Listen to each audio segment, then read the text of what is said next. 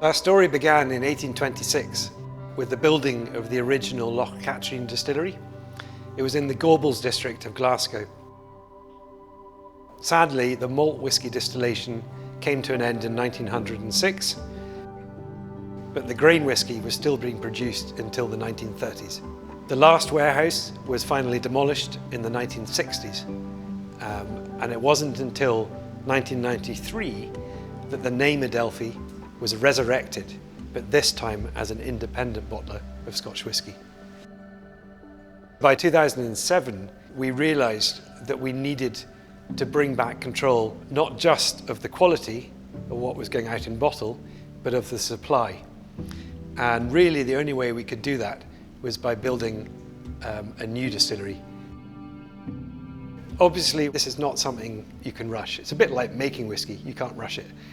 And you've got to make sure it's the right place, you've got to make sure that all the figures stack up, and you need to know that you've got all the materials to allow it to operate efficiently.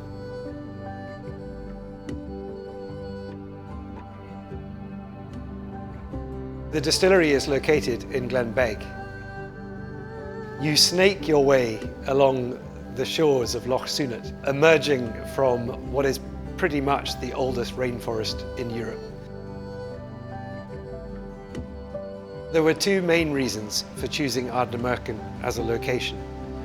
One of those was that it was mainly already under the same ownership as Adelphi, and the second was that due to its remoteness, the peninsula was set up to provide for itself in terms of heat and water. There were in fact 7 sites that we considered for the distillery in the Ardnamurchan and Morven areas. However, even though this is one of the wettest parts of Scotland, in fact the UK, the irony is that we needed to find a place that had holding lochs up in the hills, not just to provide water, but to store it.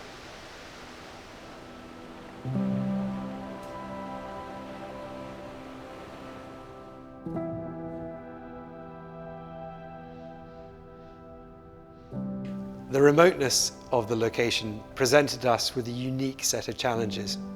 There's a short ferry crossing, and then there's a single track road which narrows and keeps narrowing to in fact just 3.3 metres wide. And between this and the narrow bridges, we determined fairly quickly that the largest single piece of equipment, our mash tun, could only be 3.2 metres wide. The construction team survived the weather, the remoteness, and of course the midges, and allowed us to begin production in July 2014.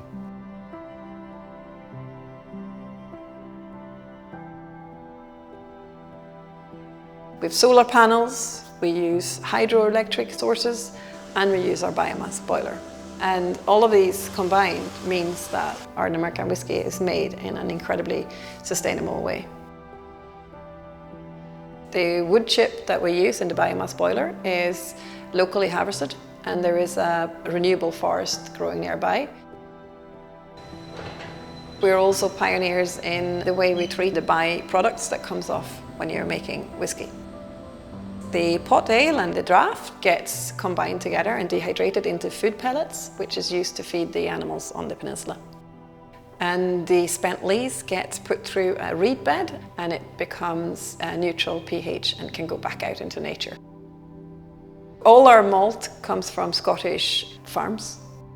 This helps us be part of the wider Scottish circular economy.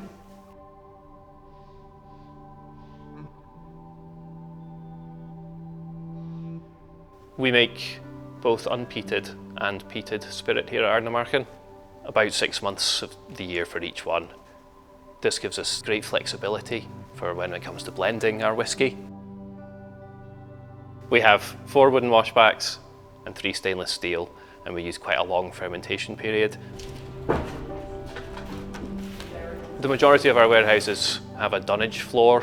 That's just earth. The earth regulates the temperature far better than any mechanical equipment could, which is perfect for maturing the casks.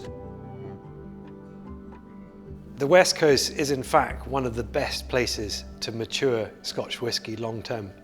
The temperature and humidity is relatively stable, and this allows the alcohol in the casks to drop naturally, which in turn brings more fruit into the flavour profile. Predominantly, we fill American standard barrels. These have previously held bourbon. They give you kind of sweet flavours, vanillas, coconut, creme brulee. The other main kind of cask that we fill are ex-sherry from Andalusia. Each kind of sherry gives you a different flavour profile, but broadly speaking, if you think of apricots, plums, maybe almonds or hazelnuts, and a degree of spiciness as well. The entire process has been designed to create a flavour profile that you'd expect from this area. We have our maritime influence, the sea salt, the rock pools, the oyster shells. We have citrus fruit, dark fruits. We have a rich, oily texture with honey, and of course that lingering bonfire smoke. Being part of the blending team at Ardnamurchan is probably my favourite part of the job. Unfortunately, it's probably only 5% of my job description, but the blending of our whisky is what brings it all home. We do our single malt core, that's our flagship whisky. We also make a blended scotch called Maclean's Nose. We have decided to put a QR code in the back label, and when you scan the QR code, you'll find out the heritage of that bottle. That's important to us, transparency. And you can find it all out by scanning the QR code.